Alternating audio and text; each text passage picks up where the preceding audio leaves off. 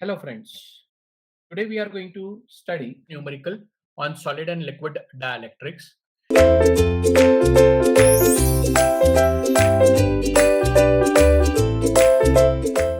Basically, generally numericals are asked on the solid dielectrics only. So let us start with the first numerical. A solid specimen of dielectric has a dielectric constant of 4.2 and tan delta as 0.001 at a frequency of 50 Hertz. If it is subjected to an alternating field of 50 kilovolt per centimeter, calculate the heat generated in the specimen due to the dielectric loss. Now, the dielectric heat loss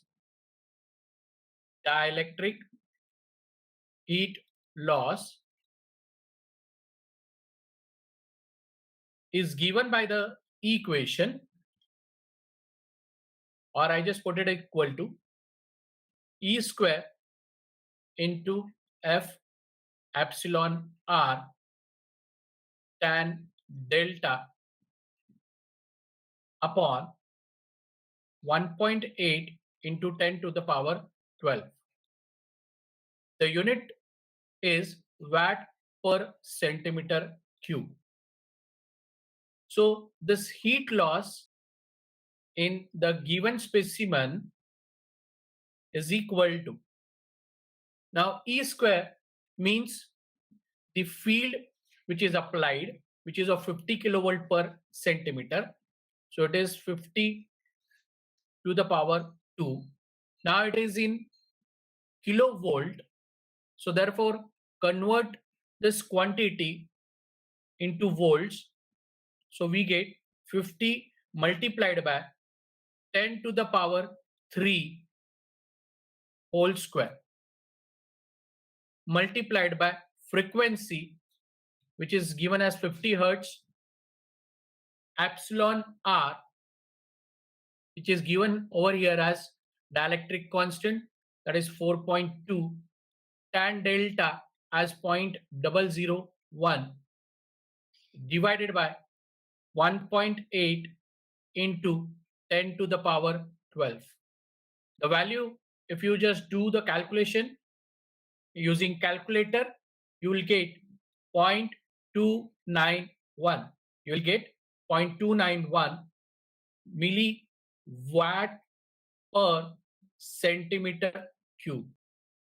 So you have to just convert that quantity in a calculator itself, and you have to write it down in terms of milliwatt per centimeter cube. So this is the answer for the calculation of heat loss. Then a solid dielectric specimen of dielectric constant of 4, that is again epsilon, that is shown in figure as an internal void. Now there is an internal void.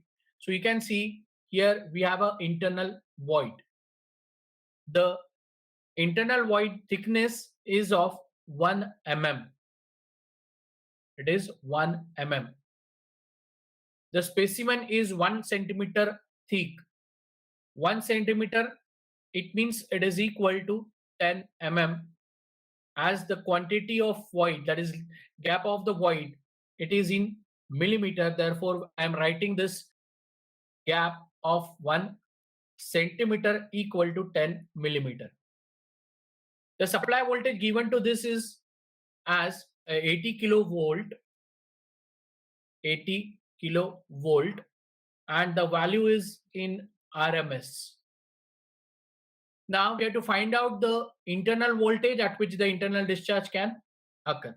So we have the equation to find this quantity. It is given by, which we have already discussed in the lectures, previous lectures. So from previous lectures, I am writing this expression as V1, that is the voltage of the void, equal to V into D1 divided by D1 plus epsilon 0 upon epsilon 1 multiplied by D2. Now D1 is the thickness of this void. So what I am doing, I am just putting the value keeping V as same, V multiplied by D1. Now the value of that D1 is 1 mm divided by 1. So it means the value of D1 is 1 mm multiplied by epsilon 0.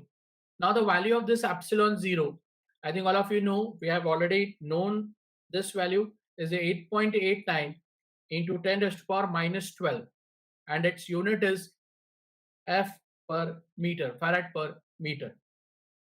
So put the value of that here as 8.89 into 10 to the power minus 12 divided by epsilon 1. This epsilon 1 is given by the equation epsilon 1 is equal to epsilon r into epsilon 0. Now the value of that epsilon r is 4 here multiplied by epsilon 0. So I just keep it epsilon 0.